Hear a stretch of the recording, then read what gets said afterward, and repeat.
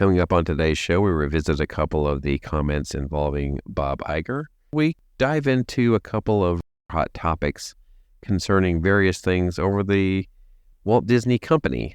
That's coming up next on Traveling with the Mouse.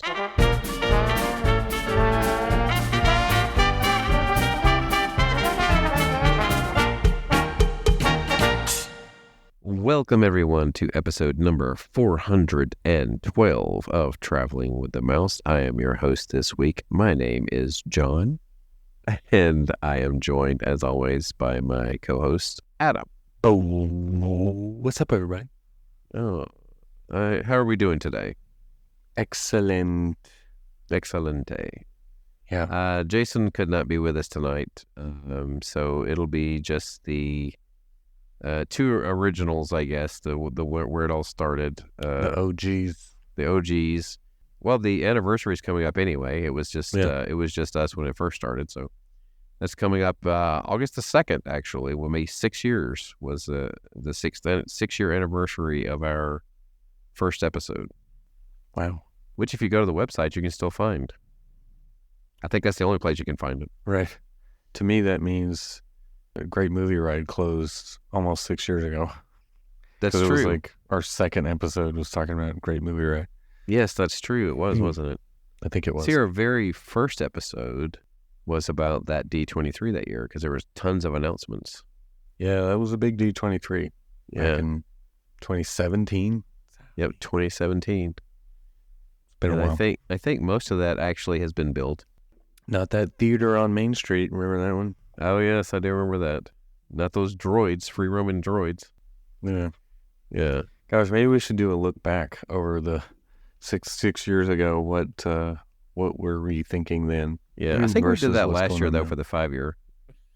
We're losing track of time. Yeah. Oh, well. So I would kind of like to start off by giving a little bit of not really a correction, but kind of adding to something I said last week. You listened back to the episode. Yeah, I listened back to it. Really, when I listened back, I thought it was worse than it really was. I was like, no, that's kind of the point I wanted to make. But I kind of wanted to, I guess, it's not really clarify, but it's like there was some stuff I feel like I omitted concerning the actors' writer strike, right? Mm-hmm.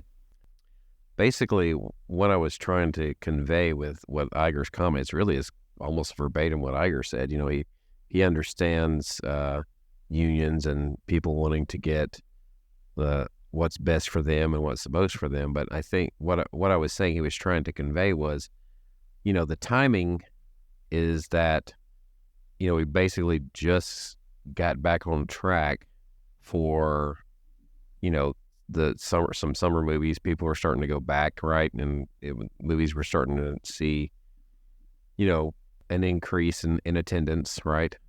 Sure. And for the first time since COVID. And I think what he was trying to convey is, wanting to get what you're worth is fine, but at this particular time, you're hurting the overall profession by the timing of this, is basically, I think, what he was trying to convey. Yeah. Because it's a very corporate answer, but yes, he's not completely wrong. He's not completely wrong. I'm just saying, you know, before, whenever they did it, it wasn't like they were in a period where people were going to hurt, is what I'm trying to say. But let's be honest, most people this time around just don't care. I mean, you see what I mean? Like, the timing is what I'm talking about. Yeah, well, I mean, when is a good time to fight for your fair wage? But I also... Well, I know. I know. I saw what I'm saying. I get that too. You can't pay rent. I'll keep waiting.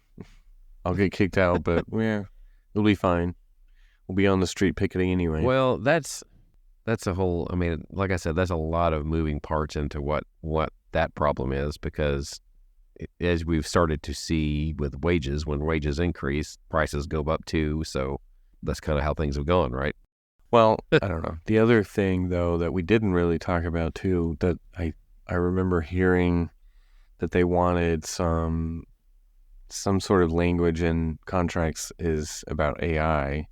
I think they were concerned that studios are just going to use AI to write scripts and try to cut writers all together. You mean in they some haven't been doing cases. that already?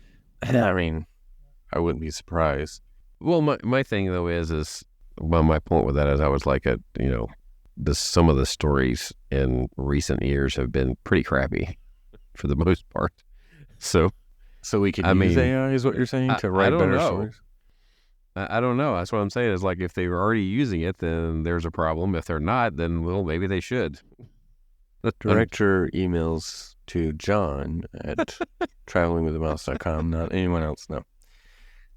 No, but I'm actually against AI in all Altogether? seriousness. In all seriousness, well, in all seriousness, I'm against AI writing entire scripts. Let's put it that way. sure. I mean, the thing is, it will do it. If you tell it, write me a script for a movie, it'll do it in like 30 seconds. Right. But is it going to be good? Not Right. necessarily. From what I've seen, it can write really well, but it doesn't necessarily come up with something original. It's basing its knowledge on stuff it's already learned that's already out there. Right. So yeah. it's not necessarily going to come up with something brand new, but again, with time, What's brand new? anything's possible. Right. Pretty much all been done anyway, right? It's all been done.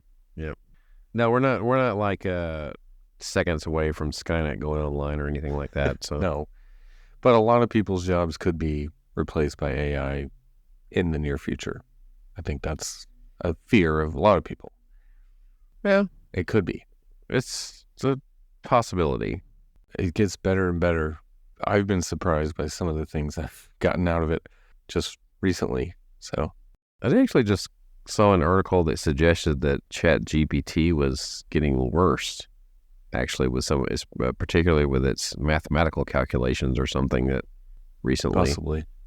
I don't know. I haven't tried Anyway, a lot of those, but again, it was just a story that I saw in passing. I didn't pay it much attention because I just didn't care. Pretty much. okay. I didn't care to. I was like, oh, that's interesting. Scroll on, keep going. On another note, Okay. I did encounter somebody just today in my job Okay. that it just so happened I noticed he was wearing a DVC related shirt, Okay. like a shirt that like Nate from like Paging Mr. Morrow would wear, if you know who I'm Okay. referring to. Yes. He had just gotten back apparently. He had made the comment, he was like, my experience was probably one of the worst I've ever had overall. I was like, really? Because he said he'd been seeing stuff about how the crowds were down and all that good stuff. And he said, but, wait times haven't really been affected by the crowd being low. Wait times still are up. And, he didn't have the best experience with a dining experience. The one he mentioned, though, which I was a little surprised by because I was like, wow, I've always had good experiences there. He said, Liberty Tree Tavern. Okay. What was bad about it? I don't think it was so much the quality or anything. You know how a lot of times with food, the saying is that if it looks good, it tastes good, right? So, appearance matters Okay. when it comes to food, right? Yeah. He just said compared to what he'd had before, they've always served it family style, but he said they basically like brought everything out on one giant platter, like it was all thrown together almost. It was like, Okay. I was trying to remember in my head. I was like, I don't remember everything being together like that quite, but I mean, it was served family style. So I was like, I what? thought that they did kind of bring it out that way. I'm still trying to. What's the problem? Like, I'm still trying to. It's all going to the same place. I think what he was saying, like visually, it was almost looked as though they had like scraped it, like taken leftovers and scraped it all out there on it or something like that. But I asked something Okay. about the taste, and he didn't say anything about the taste, and I was like, okay. Presentation matters. I guess, but maybe they needed to work on their presentation with it, but I know what he's talking about because I ate at Diamond Horseshoe recently, and it's basically the same food. It's very little difference, if any. And I see if I have a picture of it, but yeah, it's all the food, not the sides, but the main course stuff was all thrown in one big platter together. But they do that at like the breakfast at Ohana or Garden Grill, isn't it all in one big platter, like one big skillet? Yeah. So I don't Everything see except the for the issue. starter, which was the cinnamon bread. Right. not and every and the single fruit, thing, of but course. yeah. So I don't know why that Yeah, I doesn't was kind of seem. when he said I was like, well, I don't. It's like I think they kind of always did something similar, but I didn't want to Yeah, obviously get into that, sure. but anyway, it was a perspective that I kind of get the crowd part. Like you go there, and I was like, because like when I was there, I noticed that when I was walking around, it seemed like there were fewer people there. Yeah. But it didn't really. The wait times were literally like no different. It seemed very little different than it usually Yeah. is. Like I mean, it's almost like certain things. yeah, it's almost like they've engineered the wait time to be the same no matter what the crowd is. Yeah, we've talked So, about this for a while. but- They definitely seem to do that. And there's probably different ways that they do it. One, I would think now that they have Genie Plus is they probably add more Genie Plus inventory on days when it's not as crowded so that more people will use it and offset and make the standby longer, therefore. Yeah.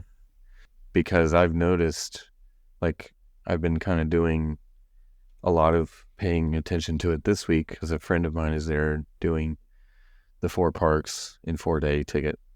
And the wait times were lower overall, but Jungle Cruise still got up to like 75 minutes. Mine Train wasn't an hour and a half. It was more like 70 minutes or 80 maybe at the peak of the day.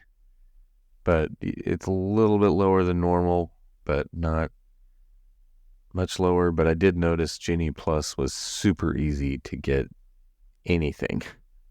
I was able to get a Space Mountain to move to basically an instant. I was able to get Jungle Cruise to move, which is very hard to do when it's crowded these days. Jungle Cruise like goes immediately. I got a Peter Pan to do the same thing, so. Now, to be fair, that's hard to move when it's truly crowded, not just has a long wait. Right. But sure. But yeah, I mean, I didn't see any issue today as we're recording this. He did Animal Kingdom, but I didn't give away the date. Whatever. Just whatever helps you sleep at night. Sure. But there was no issues getting any lightning lanes, like any order. Of course, now they're separated by park, so I imagine if you buy us Animal Kingdom only, you're probably narrowing it down a little bit more to make it a little bit easier, which is probably a good thing overall if you're not park hopping, to just buy the one park and that's your park for the day, and it probably is a little bit easier. So yeah, it wasn't difficult. So it doesn't seem crowded. I'll talk to him more after to get more details on that trip, but interesting. Yeah, it doesn't seem crowded, but yet, yes, the wait times. Yeah, that's my theory. Is Right. Capacity could be one where they lower it a little bit, but also I think they're adding additional Genie Plus to try and increase the weight, but also give more Genie Plus value, I guess. Did you happen to catch that video that I shared in our little group messenger one? message? It was from the TPM Vids, that TPM Vids. Yeah. Well, you're familiar with that one. It's time for TPM course. Vids Disney Beat. Yes. My son loves TPM Vids. That guy has a really good voice for his channel, does he not? He speaks well. Yeah. He's got a memorable voice. Right. For sure. It was the one where he was talking about hot takes, right? Yes. He does those. The subject itself, even though I know they came up with it and created it, I feel like we could probably, discuss these takes, right? Because they are takes that people have. We're not like stealing from him or anything if we do that, right? Yeah. Because these are takes that are within the Disney community. But what was interesting to me, that among them, and I'm trying to look at it right now so I can remember which ones were off the top of my head, but since we were talking about crowds, among them was the wait times. He mentioned that, and talking about Genie Plus in general, right? His take I kind of agreed with. He was saying how the wait times would likely become more manageable and reasonable if they actually raised the price of Genie Plus, because it would make it where people would be, more to think about it, less likely not be quite as many in Genie Plus, and actually help even things out a little bit. Mm-hmm. And I kind of agree with that strategy, really, because right now they're kind of, if you look at it, Disney actually charges less for a paid skip the line than anybody. But their ticket price is higher. Right, but their ticket price is higher. So for most places. But not as much as it once was. Like, say for instance, Universal's day for a day is not that much lower, but yeah, Universal's pretty on par, but their Express Pass is on up there. Yeah, any other park or attraction place is usually about half the daily price as Disney. It's like $70 to $80. But once you get in, like San Diego Zoo, I mentioned that last week, $70-ish to get in. But once you're in, you're paying way more than Disney for food, beverage, for any kind of extra feature or extra, what do you want to call it, like event or anything like that. It's like way more than Disney. Six Flags, as Jason showed, the Six Flags skip the line thing was really expensive. Yeah, well, he said that, but I mean, when he was showing that, I was like, doesn't it get you straight to the front? With that, and I was curious, is that first one that was so much? I was like, is that all day or is that one time? Because if it's all day, that's not that bad. Well, really. Even still, though, Six Flags takes forever to load and unload their rides compared to Disney. But yeah, I mean, still, you're skipping the line that everyone else is in. Sure, but it's Disney's lines are way longer in general. So anyway, all right. I thought what was interesting was some of these takes in this video, though, were ones that we've sort of discussed before. But I found them interesting that he got these because of basically what people commented on, right? Mm-hmm. And so, let's see, one of the first ones here is, and seems to be actually a rather popular one here lately, that Michael Eisner was better than Bob Iger. Yeah. That's one that you could say yes and no. I mean, people who are our age definitely have a soft spot for Eisner, I guess. At least looking back. It's kind of like the Star Wars prequels. You didn't love it while you were watching them, like in theaters or whatever, while they were just out. But you look back much more fondly on them now. Well, I guess so. But I mean, I never had a problem with Eisner while he was there, even though I think some people may have at times, but I never did. Well, he certainly increased prices as time went on, and he probably kept it where it should have been, honestly, price-wise. But one thing that I tied to him that I never thought about before? What? The year, like the 5-year celebrations were the best under Michael Eisner. Actually, yeah. I mean, I remember a lot of them. I was going to say, because I looked back and I was like, the very first one that happened during his tenure was the 15th. And that one was the first one that was really big. You know what I mean? The 15th anniversary.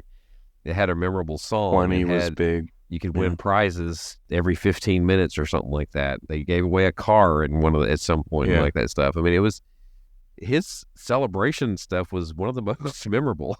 Yeah. Even love it or hate it, the cake for the 25th, like Cake Castle, still remember it. Yeah. I vividly remember that. Yeah, right. Now that one, Can't forget it. That particular aspect of it was interesting, but it was also half done. Sure, yeah, the backside didn't look great. They just did, well, I guess they weren't going to bother with the backside because they were thinking like we just need the image, the visual, because we're not going to leave this here, obviously. Right. But still, it was there for a year and a half, right? Anyway. But they had a song with every big anniversary, and it was the whole thing. A catchy one with that. Right, yeah, they were all good, yeah. The 15th, the 20th, and the 25th had songs that had tunes you remember, so. They didn't, did they have anything for the 50th? Did they have a song? Not that I remember. I can't, if I do, that didn't stick with me. I guess the closest one was supposed to be what they used in Enchantment. right? Yeah. Oh, You Are the right. Magic. You Are. Yeah. Just That was the closest thing. That wasn't catchy enough. Well, I didn't hate Enchantment like you guys did, but I thought Enchantment was still a good show, but so does Happily Ever After. So Happily Ever After is a million times better. Yeah, that's okay. That's really what is. That's what I keep hearing from this side. But it is it's a million. Is. I don't know if I go to a million times better, but whatever.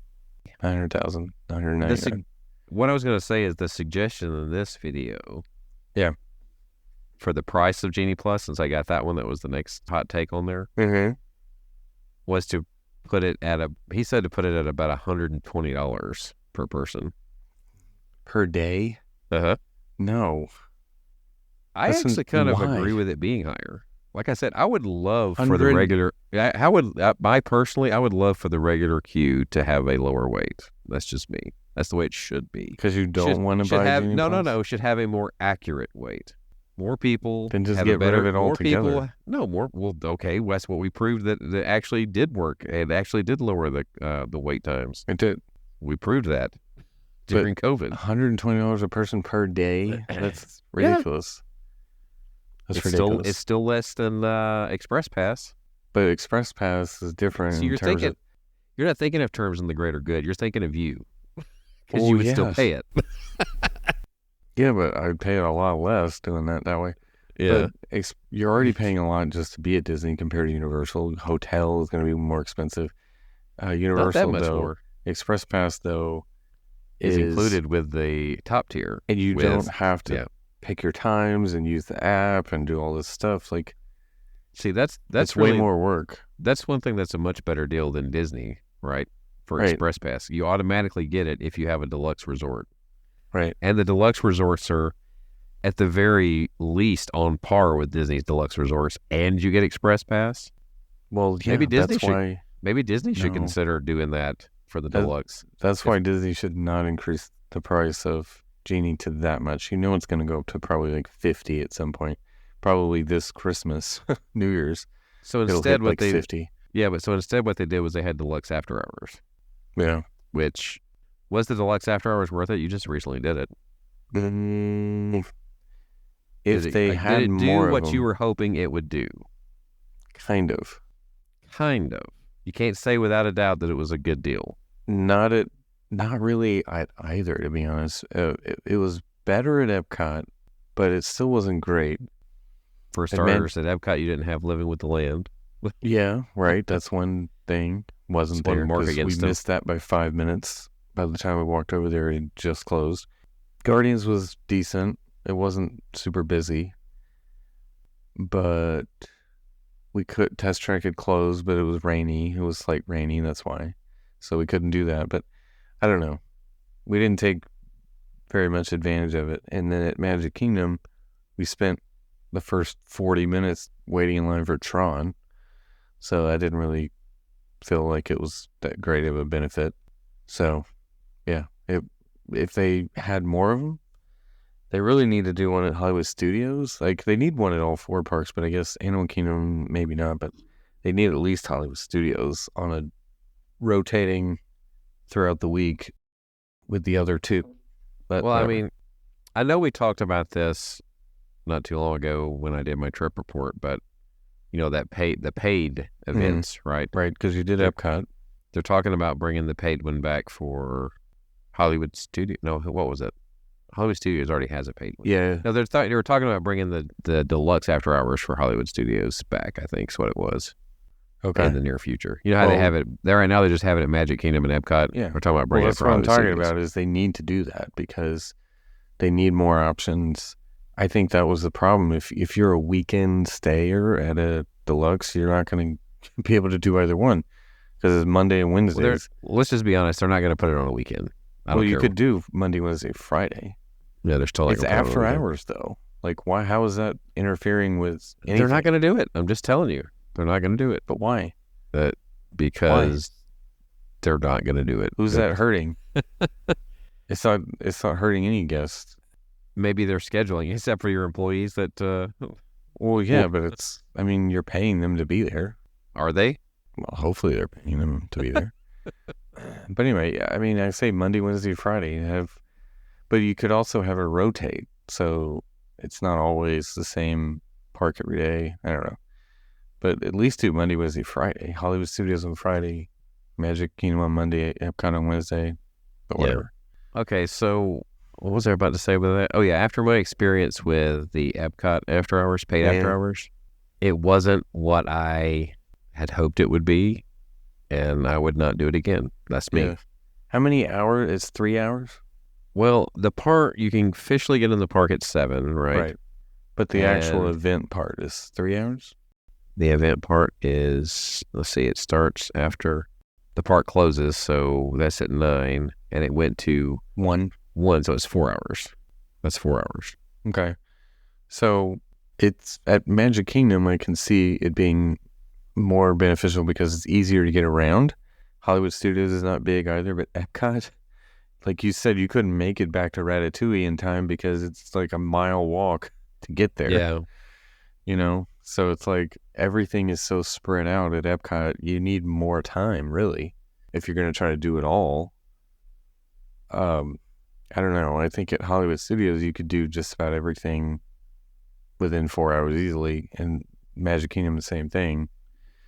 But Epcot's a little different because it's so big and spread out. So, I don't know. So another one of the hot takes that I'm just getting to, or I actually went back to, we've actually talked about before, was that they need to do more maintenance on the animatronics. Oh gosh, yeah, totally. We have seen that firsthand. Add a penny sales tax or whatever to the rooms to put towards that, whatever it takes. Here's the thing. It seems to have been lacking more recently, I guess. I can't explain it.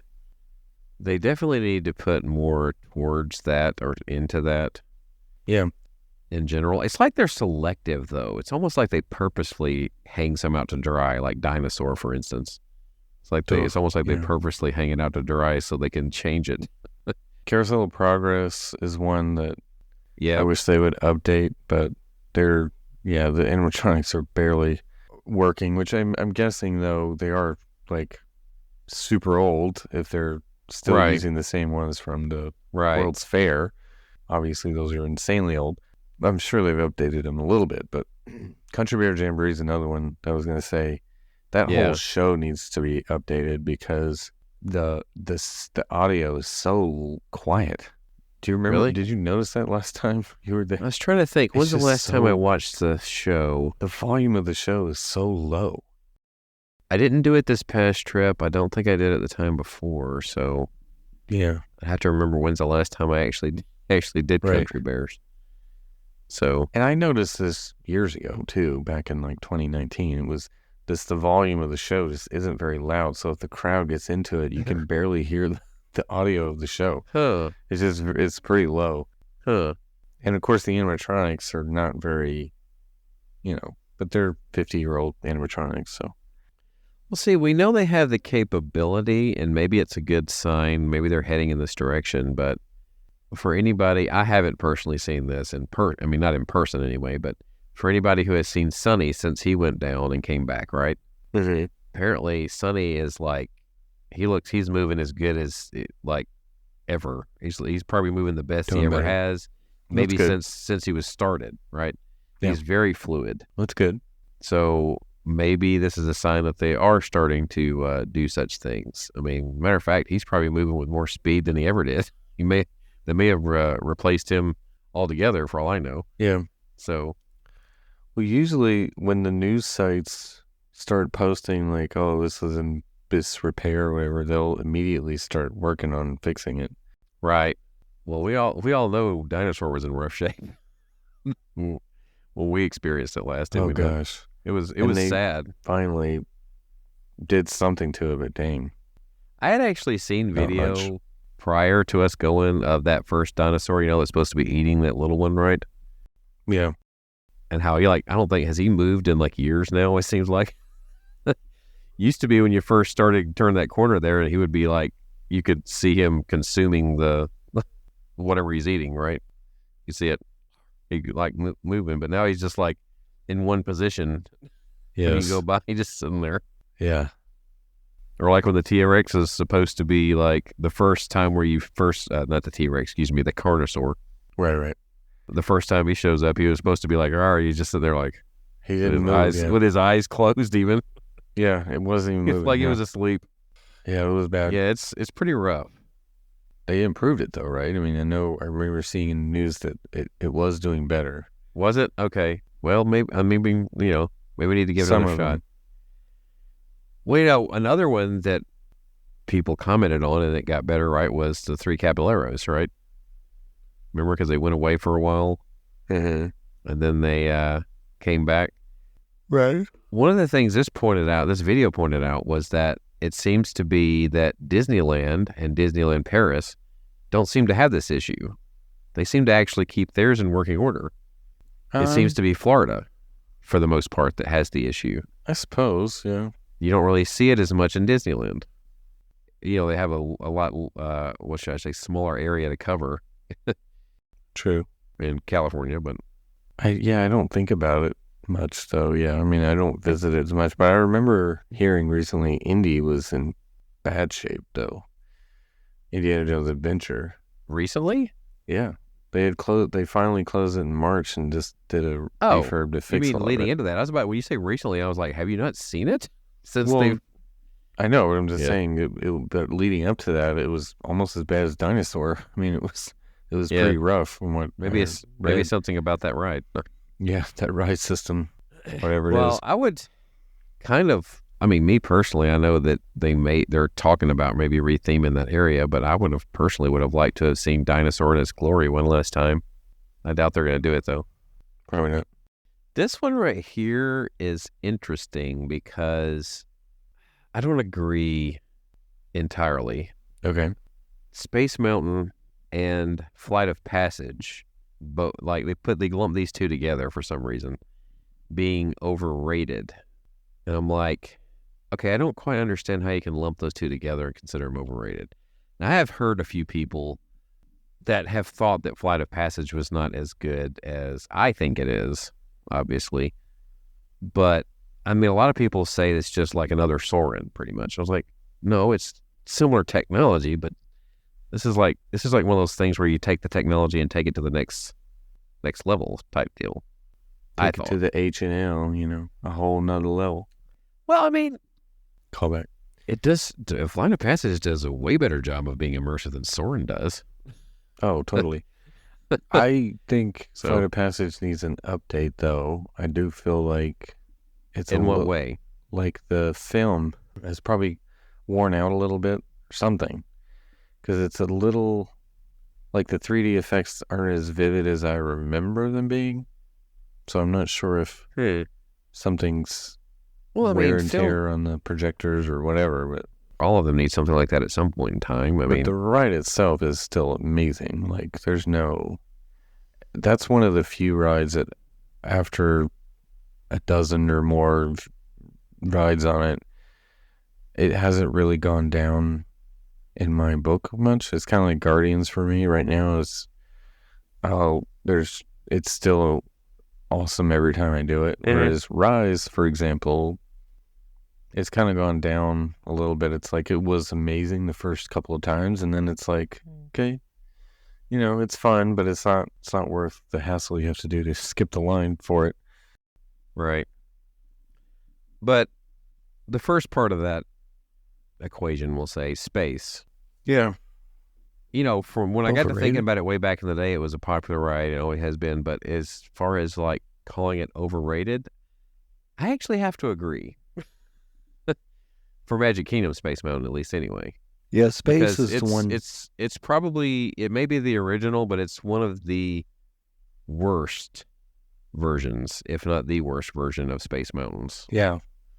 Some people like the front to back rockets, but I would prefer it to be like completely rebuilt, to be honest, and have side-by-side cars like Disneyland's. But I don't know if that would ever happen. I don't know if that could ever happen, but the track needs a redo because it is not smooth. It is not very smooth. I think they're just about getting to the point where they're going to have to do something to the track, because if I'm not mistaken, what was it they did? I'm trying to see here. I mean, you got to think it's 50 years old. Yeah. They had to install something a while back. I can't remember when. Something like they installed trim brakes to slow it down somewhat, to put less strain on the track, right? Yeah. It's almost like what they, you know how rocket rides put a lot of stress on the people mover track, so it ruined any hope of people mover coming back at Disneyland. So in a similar vein, it was happening to Space Mountain's original track.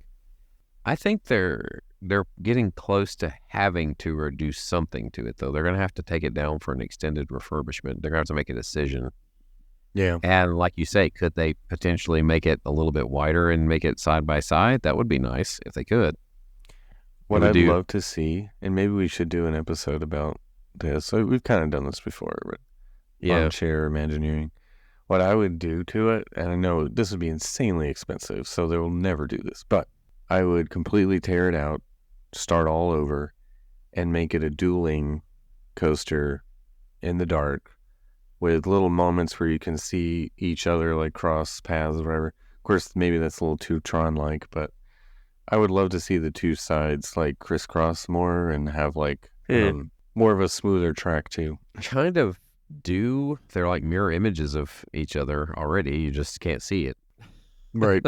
Like when you get to the top, I mean, they don't go at the same time, I don't think. But when you get to the top, it does often. Like one goes off to the right and one goes off to the left. You know? Right. Yeah, you're it's going the exact same pattern. If you did do it at the same time, you are going up the same way. But still, I would love to see it. Supposedly, one side is more intense than the other, but I've never been able to tell. Yeah, I haven't really noticed a difference. Yeah, I've never really been able to see that. So I'm more worried that I'm going to hit my head so I feel like I have to scrunch down. No, they don't have that. Tall person. But think about this, because the Space Mountain has experienced long waits, right? So they would increase capacity, right, by doing side by side as well. Yeah. Because if you had more people per car, right, that would increase capacity already.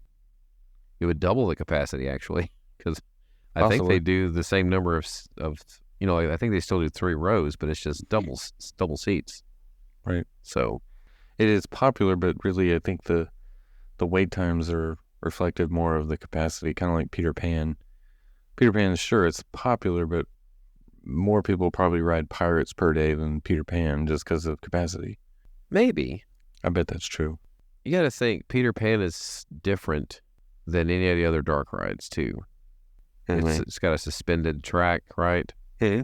Which may account for part of the problem as to why they can't increase capacity. Like maybe they couldn't add a row or something like that, but maybe the suspension would not hold it or something. If there might be a possibility.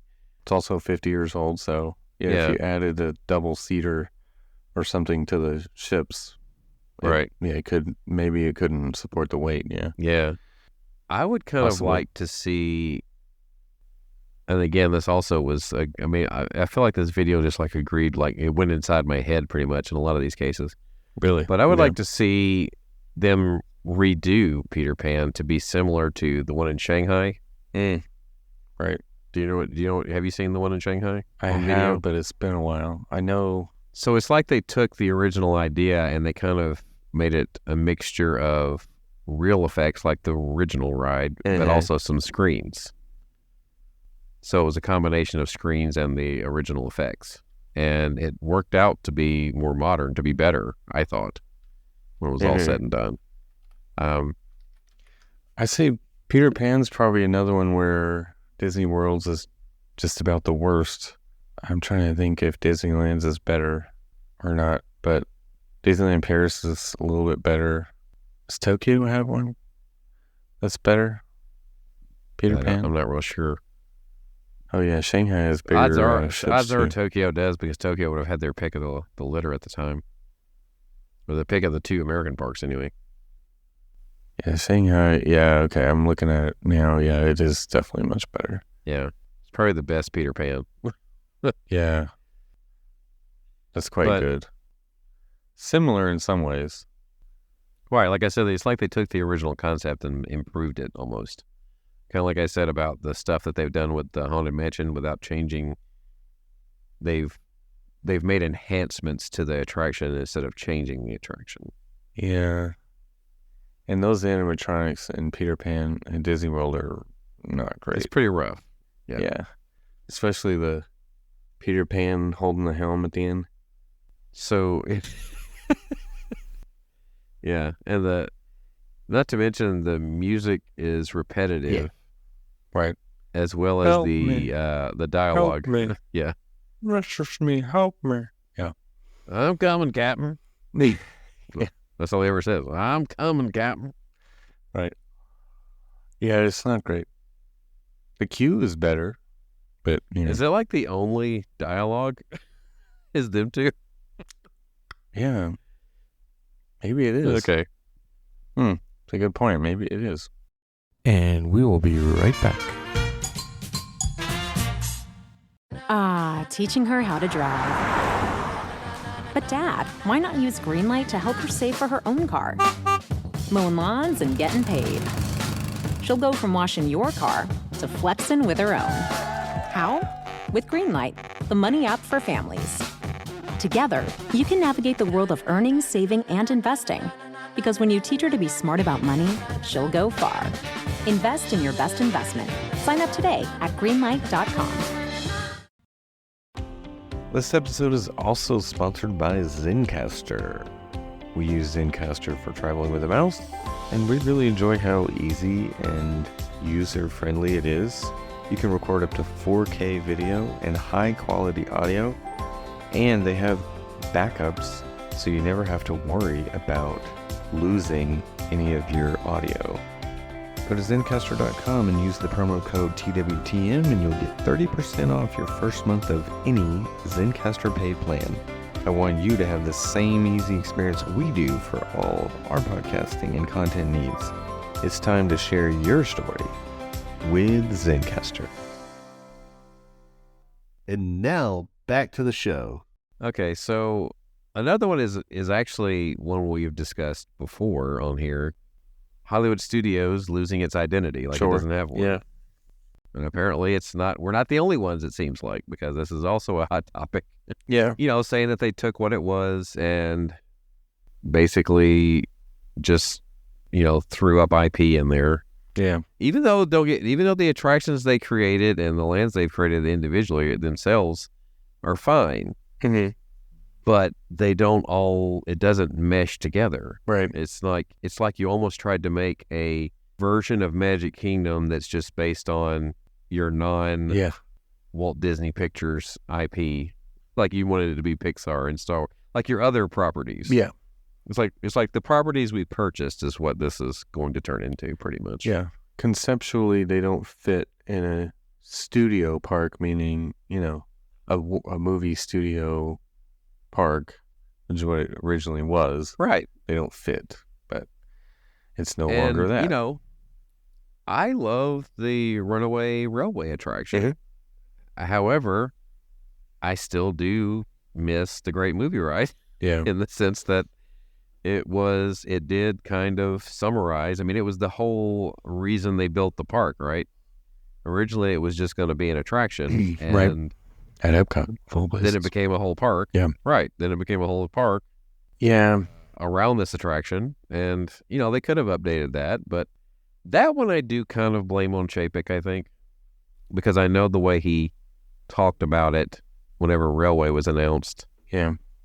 He actually made the comment, which was, to me, it was deaf because I don't think he understood what the fans were saying by original attraction concept. I think, obviously, in his mind, he thought that's what this was. Yeah. But when he says, like, one of the original characters, I was like, no, that is not what the fan base was talking about. Right. I was like, you idiot. Yes. But They mean yeah. Everest, Haunted Mansion, Right. Something new. Pirates of the Caribbean, something that does not exist in the film realm or the television realm already. Right. That is what they mean by original, the true meaning of the word. Right. You came up with it. You didn't come up with something on the backs of something you already own. That is what they meant. That is what they Right. still mean. That is what I mean. Yes. Do you hear us, Bob Iger? If you care, Because I know they've recently said they're just going to strengthen doing IP stuff, right? Yeah, So they're really committed to that at this point. Yes. That's their bread I and mean, butter. I get it that it needs to be there, but every single new thing they do does not need to be IP. It drives me insane. I can tell. But that being said, they do have a lot of good IP that they're not doing anything with. I wish they would do more with, Well, they've only got so much space. Right. That's their thought and argument is. Yeah. Another thing we've griped about, Yeah. this has become a gripe session in some know. ways. Another thing we've griped about in the past or recently that I thought about whenever I saw Parkeology when they posted a tweet talking about the backside of Water. Everest. Mm-hmm. Did you see that photo? That it's still themed? Well, Or no? somewhat. I mean, it's not. It's at least they made an effort to. Yeah. Like obviously it doesn't Instead look of Galaxy's Edge. as good. My point I was going to exactly. I knew. I was like, they at least made some sort of an effort to cover up the backside with something, Right. Instead of just seeing Like cast iron or whatever it is. Yeah, instead You of can see holding up these building. spires. Yeah. From a lot of different angles. It is like the biggest eyesore. I mean, like I remember looking at it from the top of Gran Destino Tower. Yeah. And thinking that. I was like, that looks terrible. Looking at it from the top of Riviera and being able to see it Yeah. and thinking it looks terrible. I mean, how hard would it have been to cover that side up with a similar plaster or whatever it is you want to call it as the front side? I mean, seriously. Yeah. Or even the big blue building for Guardians, actually. I mean, that's still that they could have done that even better. Yeah. I mean, it actually blends in better than Galaxy's Edge, that's for sure. But it's Well, yeah, still 'cause it's not- noticeable. You don't see the guts of the building from it. They did get rid of harmonious barges, so And the area in Hollywood Studios that really is missing an identity altogether is Animation Courtyard. yeah, it's just empty space essentially. It's practically a ghost town most of the time now because you got the launch bay, which really doesn't need to be there anymore. It's only for character meets. Nobody does anything Yeah. in there.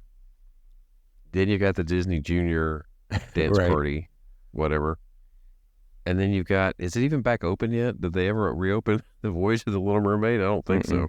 Still not And then open. that's over there, and that's like the exact same technology as they've had since 1989 It's just an empty in theater, that show. basically. When it last operated, it was exactly Yeah, the same. it hadn't changed. Even the film looked horrible. Right. Oh, the only time I saw it recently, it was awful. Absolutely atrociously bad. And that opened in what, like 92 or 3, something like that, the mermaid version. No, it opened. The Little Mermaid. That's always been. Well, it housed something else for the first couple of years. It was like that Muppets show. Oh, Well, I'm just- right before, only until Muppet Vision, I think, was so open, it's so it was very brief. 91 I or think 2 Mermaid. is when the mermaid opened. Yeah. And it's been that since for 30 years. It's been the mermaid show, and it hasn't changed Yeah. at all. So yeah, Well, and it's probably closed permanently now, though. Basically, maybe I don't know what they're going to put there. I guess they're probably coming up with something to try to do with that courtyard area, what they're gonna do, like all of right, it. is they're gonna basically make Pixar Pier East, and they're gonna connect Toy Story Land Oh gosh. to that area and basically make it a Pixar area. Because they already have on the other end that Pixar, because you can meet Edna Mode now on the other end as you're, So we're just going to extend and it. they're just going to make it go all the way down that stretch. I guess you'll go around One Man's Dream, and then whatever, they'll put some spinners in there, whatever. Make it a Pixar area. You know, I was just thinking though, when we were talking about the film in there for the Voyage of the Little Mermaid. Had you noticed how, like, even on Disney Plus, that the 1989 or 89 Little Mermaid, how it like doesn't look? It's like they didn't rescue it or something. It looks grainy. If we go back and watch it, it looks Yeah. it looks On odd. Disney Plus, right? Is that what I you're was saying?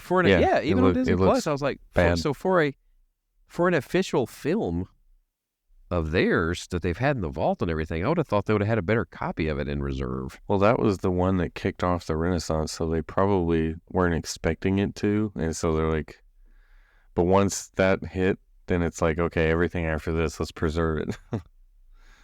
Well, I was just thinking in my mind, I was like, how did this look better then than it does now in digital? You know, that's what I was thinking. And I noticed that too, because I could tell the difference between, say, like the original, like the theatrical Aladdin, right? Yeah. Versus the straight to home video ones, because they look like they were out of, if you go back and watch Return those to now Far, on Disney yeah. Plus. Yeah. I was like, they looked better in the 90s than they do on here. They Yeah. look like they came out of the 80s on here. Yeah. The way the quality's held up, I guess because they didn't expect to be using those. Right. I mean, because I watched it not too long ago because, you know, Maddie, one thing led to another type deal, and we just watched the older ones, and I was like, man, this quality didn't hold up at all. Yeah. I guess it's like, you know, a film from the 90s now would be kind of like at that time period, a film from the 60s, right? So, Right. If you watch a lot of movies from the 90s now, they have a look to them that maybe we're just used to the ultra high def movies of the last 10 years or so, but that's only the first one I've noticed it with. Like, I'll give you an example. They just recently put the indie films out there. They look good. yeah. And they're from the 80s. I mean, they've worked hard. Lucasfilm works hard to preserve their movies. Yeah. Well, I was going to say in Star Wars from the 70s and so on and so forth, but there's films from back then that still look fine. Superman, I see it. It's not on Disney Plus. Yeah, there's certain ones. Big. So, okay, so the last hot take, and I didn't agree with this at all. Okay. This is probably the worst one that was out there. It says, Animal Kingdom is not a good theme park. And I'm like, I have to disagree with that. I think it's a good theme park. I don't think it's the best it's the worst of the four at Disney World. See, if you're saying theme, I actually think it has the most consistent theme of all of them. Yeah. Well, I think maybe it's in terms of things to do. It feels like the least amount of things that you want to do. Okay, so if you have fewer rides is what you're getting That's what I'm getting at. essentially. Yeah. Well, it's like a mishmash between a zoo and a theme park. Their catchphrase, or whatever you want to call it, when this was originally released was not a zoo, right? And they had the spelling in Notazu, right? But because it involved animals, but it was not a zoo, it was more of a you're going into their environment type park, and it was all about them. And it was. Right. Obviously, the one theme that did not resonate with the guests was the river cruise. Sure. That nobody apparently got exactly what they were trying to accomplish there. Right. I feel like, though, in the future, Animal Kingdom's going to suffer the same issue that Hollywood Studios does, which it's going to lose its identity because they're going to start shoving in IP in there. Like Dino Land is a disaster right now anyway, but it's going to be completely rethemed to something else. And that was the Hester and Chester thing. That was the worst theme part of the whole park anyway. It was bad. That was not a very good idea. That was one of those, like Eisner ideas that didn't fly. Like nobody got it. Nobody got the joke. Right. So to speak. I think, and it's the joke itself makes sense, but for Disney to do it, everyone expects such high quality, like, amazing detail and theming, and this is like kind of making fun of that in a way, I guess. I don't know. Yeah, it's like, oh man, we're in this really immersive theme park. Hey, when do we get to Six Flags? Right. It certainly does. Yeah. And it's almost like it is kind of poking fun at that kind of thing. Well, I mean, Primeval World was amusement park type attraction. Then, you got Triceratops Spin. Right. Off the shelf stuff. Yeah. You can find anywhere. And then you've got carnival games. Right. Which you have to pay for individually. Which you find that in your Six Flags. Or just your state fair or county fair or whatever. Same stuff you'd find there. which is like, Yeah. God, I feel bad for the cast members that get that, have to do that job. That's gotta suck. But I mean, I guess I kind of get like people are calling it a half-day park. Honestly, I think one of my funnest days in our last trip was Animal Kingdom. It was one of my most enjoyable days. There's certain things I love doing every time, for sure. I mean, Safari to me is a must every time.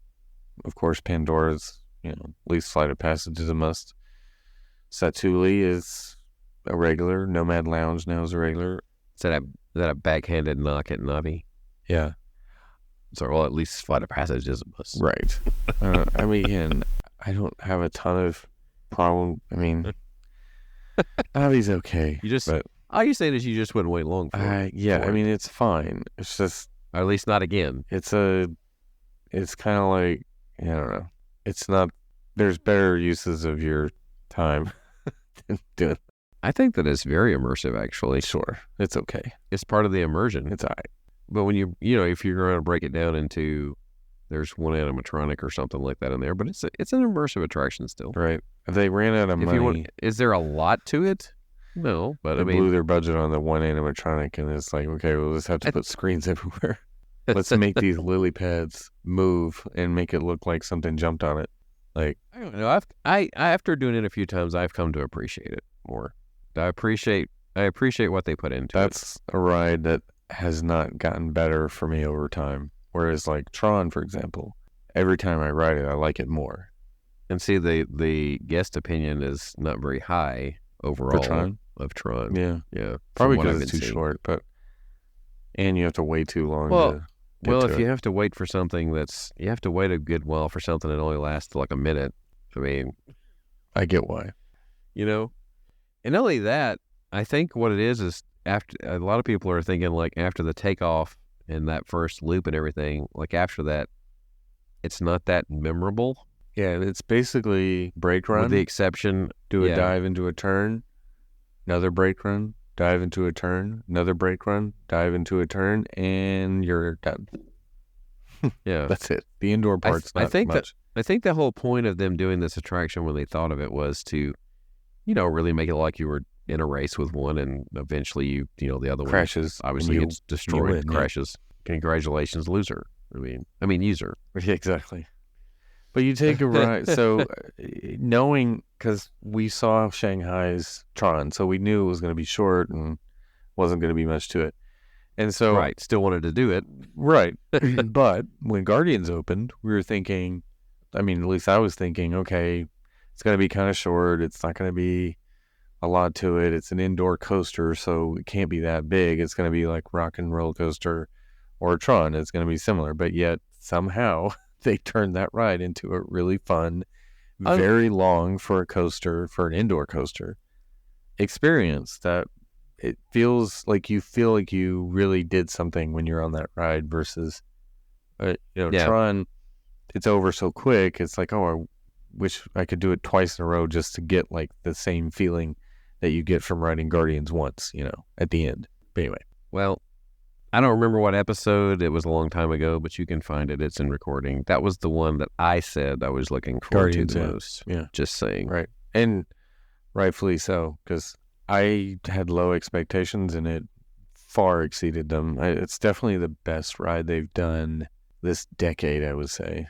Well, it was the only one really of the new attractions in which they were doing something different. Yeah. Everything else was a carbon copy of elsewhere, right. Or a trackless ride, which they were really on this trackless ride thing. Yeah, and it's like, okay, trackless rides are fine, but it's like you just take us into a room with a screen, and then you take us into another room with something cool to see, and then another room, and then it's over. Speaking of trackless rides, what's your favorite part of Rise, like visually? My favorite part is going into the AT-AT room. The room with the two AT-ATs. I was going to say the exact same thing. I think that's what everybody's like when they first go in there. It's like, wow, it's like a wow moment. Yeah. Yeah, it's like a wow moment seeing the AT-ATs. And you're not in there long enough. I really wish I had more time in that room. If I could just walk around in that room, I would just be staring up there for like 10 minutes like, wow. Yeah, there's that. And the moment you walk off the transport. That's what I was going to say too. Those are the wow moments. Because when... Yeah. And no matter how many times you do it, it's still the same. It's like, you still jaw dropped almost to those scenes. My favorite thing to do is take somebody who's not been on it yet and just watch their jaw go when they walk into that room. They're just like, what am I doing right now? This is insane. That totally, like that scene there with the stormtroopers looks like it's right out of a movie. Yeah. And like you're in the Death Star or something. The subtle music that they play. Yes. It just, you feel like you're in a film. Yeah. They did a great job of making that to a immersive movie. Yeah. It's there. crazy. Yeah. They didn't do the best job of making the queue themed. Yeah. It's not great. They could have done a little bit better with that. I guess in the sense that you're supposed to be secretive and then like maybe that's what they were going for. So maybe that part does make sense. Yeah. I think if I'm going to have to wait in the type of line though that I'm going to have to wait in for this, if I'm waiting the regular queue, I think I would have wanted a little more. Yeah. If I'm waiting 2 hours for this thing, it needs to be better. Yeah, it needs to have a little more to it. Which I'm not going to wait 2 hours for. Smuggler's Run has a better queue, and they did a good job most definitely. Making you give you all these different angles of the Millennium Falcon. That's like the best idea. Let's just go up a level, and then you see the top. Like you're down underneath it. You can kind of see all around it, and then you go up. You can kind of see eye level with it, and then you're like above it and around it, and it's the best. One thing they've started doing that I kind of hate, but I kind of don't in a way, but the pre-show for Smugglers, they kind of like don't even really do it anymore. Have you noticed that? It's like you're constantly coming in like halfway or a part of it, or it's already started, or it's like, and they'll go ahead and move you into the next room while it's still going. Yeah. They just try to keep it moving. Yeah. Yeah. I've seen B mode Hondo for a while too. I haven't. The last couple of times it's been B mode Hondo. Really? For you? For me. I mean, he wasn't. He was A mode for me. Really? The week before? Dang. Yeah. He was A mode. He was B mode when he went the week after? Wow. Yeah, he was B mode. He was A big mode. Blanket and some boxes in front of him. Yeah, but when you're talking about the track list, though, I was trying to think between Runaway and Rise. I honestly don't know which one I like the best. They're both very good. I mean, repeatability, it probably has to go to Runaway just because of all the different experiences you can have. Yeah, but depending on the car you're in. Yeah, because Rise only has two options. Yeah, I don't want to be in the. I want to be in the one that's head on the AT-AT, not the one that's to the side. So I always hate it when I get the other one, which is it the front car? Is that always? I always forget now. I can't remember. Yeah. And whereas Runaway Railway, I don't care which car I'm in. I kind of like being in different ones. It kind of slightly changes the experience. Right, yeah. And the other trackless one, Ratatouille is good. It was a carbon copy, but it's good. Yeah, I mean it's good. It's just it's not an e-ticket, but it's good. I like the smells on that one more than anything else. That's my favorite part. Well, I like how they make you feel like you're a rat, I guess, or the size or small, like by the props, right? Which that's my favorite room in Ratatouille is when you go into the pantry and you're never in that room long enough. So I like it when I'm the last mouse or rat in there. You take that slight. It's like we're talking about the difference between the two cars. Like that one has a very small difference. The one that takes that little side. Right. That's that little side route, just slightly side route in that room, and that's it. Yeah, that's basically it. Everything else is the same. I like that. That's one of the coolest rooms, but yet you're in there for 8 seconds, if that, Yeah. Even. So I hate that, but it's still fun. I mean, it's fine. The kids always love the part where you're, basically like Runaway Railway, where you go into your little cubby and you're, running around and the guy, what's the guy's name? Who's trying to get you? Oh, I forgot. It's been a while since I watched the movie. I know, I can't remember. But anyway, when he like busts his hand through and gets his hand stuck in the mousetrap and all that. Yeah. That they love that part. That's their favorite part. Anyway. All right. Too, talking about the way it's like Michael Eisner over Bob Iger, that conversation. Yeah. It is funny how when Bob Chapek is in there, I think there were some comparisons made to Emperor Palpatine. However, it seems to be Right. Iger's the one that has stayed well past his, or how was it Obi-Wan put it? He's like, he's managed to stay in power well past his time, or something like that. Right, whatever, right. I mean, I was like, there's a similarity there. yeah. And the funny thing was, when he talked about retiring, it was like, when it's time, right? But now he's back for at least 4 more years, Yeah, and he made it sound like the process to get things back on track was just going to take longer than originally thought, right? That's exactly what they said, yeah. So, Or he said.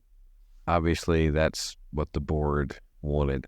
The only thing I can figure, and I think we said this last week, is they must be potentially thinking about grooming DeMauro or someone like that. Right, possibly. That's the only reason I can think that they would take more time. He's likable. The other possibility is they want him to hang around to sell it.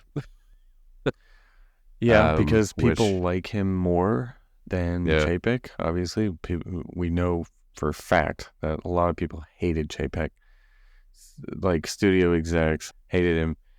And so now, if they are trying to sell to, say, Apple, for example, who had a better relationship with Steve Jobs than Bob Iger. And so that kind of relationship probably carries on to Tim Cook or whoever else at Apple probably still is very fond of Iger. So if that's going to happen, Iger's going to be the one that has to steer that deal.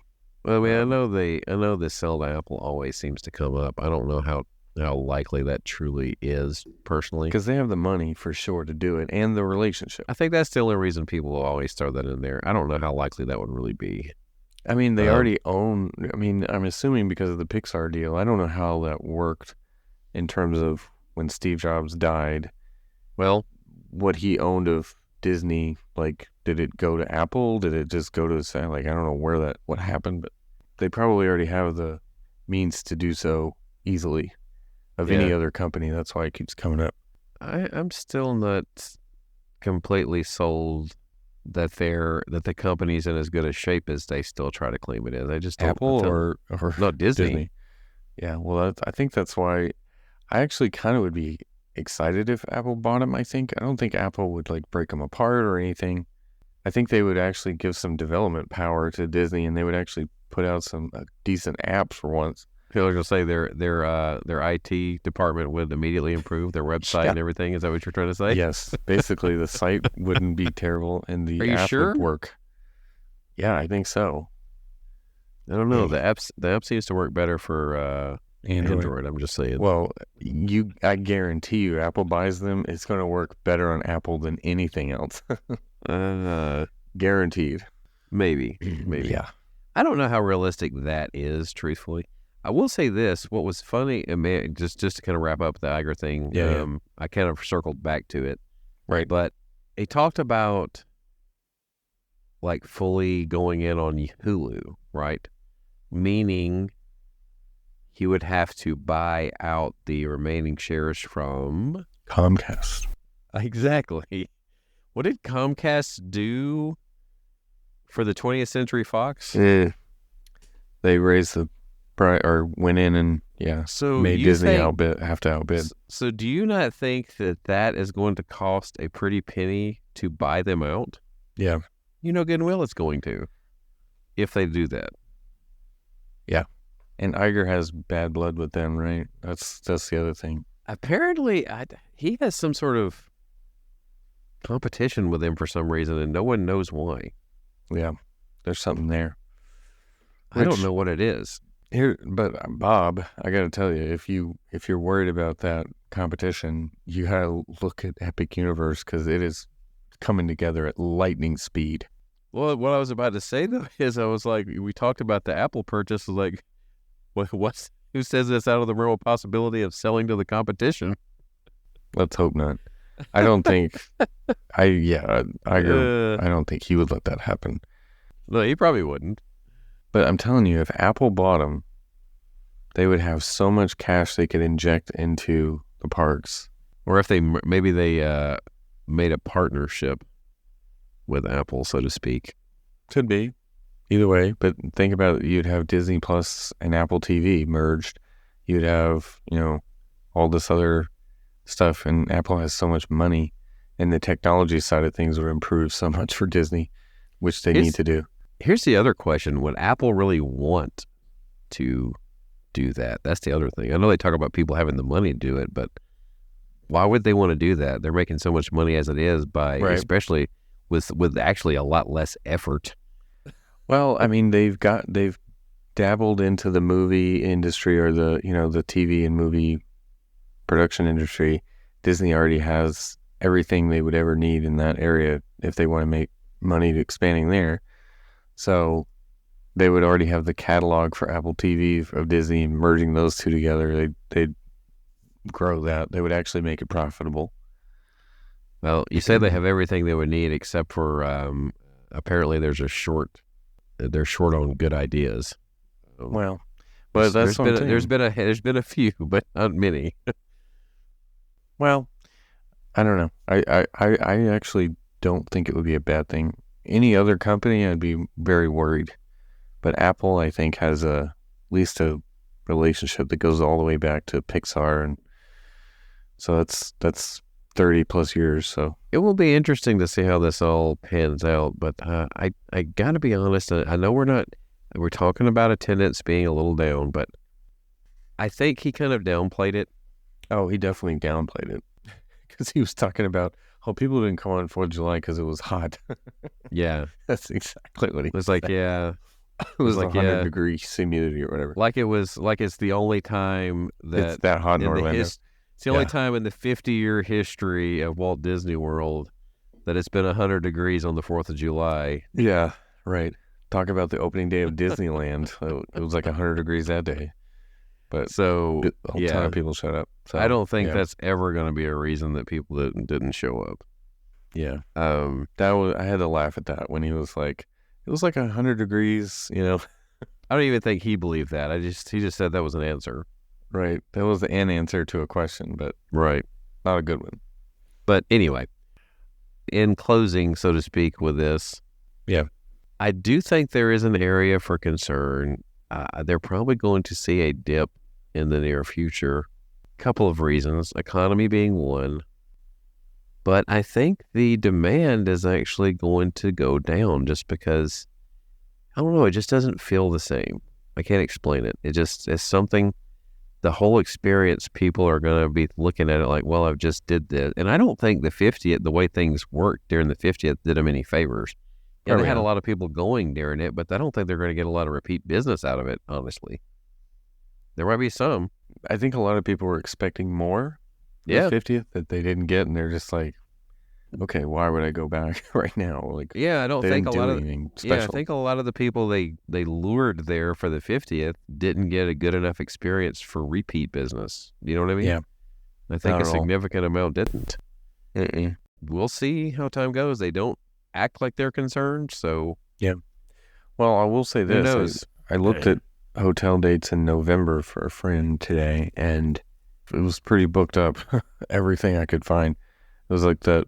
What dates in November? It was that sweet spot weekend, between. It was like we always talk about that. I think it was like the 9th through the 12th or something, 8th through the 12th or whatever it was. That kind of. Well, see, that's the problem that I was talking about. First party nights too. Yeah, but that's the problem that when we're talking about that's come about when people ask about when's the best time to go, right? You never know because everybody's wanting to know when the best time to go, and then all of a sudden those people try to pick those times, and it's no longer the best time to go. Yeah, and they would say, "Oh, surely there's not enough people that can make that kind of an impact." Have you seen how easily that information is out there now? Oh yeah, yeah. And I hear all these sites like Touring Plan saying that they don't think that they have that type of impact. Well, if you're basing it on your subscribers, I guarantee you I could right now, if I wanted to, I could post my login information and every last one of those people could use it and not have a problem using it. Do you see what I mean? Right. But the sharing of the logins, I guarantee you, happens way more than they realize. Sure. It's that, but also people who do have logins will make blog posts about it or post on social media. The word gets out easily. Right. Even 20 years ago, Yeah. there were multiple message boards, and they Oh, were not yeah. all the same people Right. discussing this stuff. And now there's dozens of podcasts, more probably hundreds at this point. I was going to say, Podcasts, now the information's even more out there. YouTube channels, like dozens of vloggers that post out all the time. TikTok's giving away all the secrets. Yeah, like right. God, but it's so much is out there now that, for one, it's oversaturated. Two, there's no seasons now where it's not busy. There's maybe a few days here and there. Right. You just have to get lucky. It's a Right. crapshoot. Yeah. So, all right. Yeah. So now I'm really wrapping this up Yep. since we've got all this information here. Put a So- bow on it. So, if you would like to find us in other places or more, you can find us at Facebook, Twitter, and Instagram. That is all at TWTM Podcast. We have a Spreadshirt store, which you can buy your exclusive TWTM merchandise. That is shop.spreadshirt.com/TWTM Podcast. And we also have a YouTube channel, which the Toronto video that I did during my vacation has gotten a little bit of traction going right there. It seems like you'll enjoy it. Appreciate that. Where can you find that, Adam? Our website, travelingwiththemouse.com. You can find links to all those things and more there. You can email us podcast@travelingwiththemouse.com. And if you want to have some assistance booking your next Disney trip, you can use our travel agent friend. Her info is also on our website, travelingwiththemouse.com. So for Adam, my name is John. This has been Traveling with the Mouse, and we hope you will join us on our next trip. Bye. To Disney World. Bye now.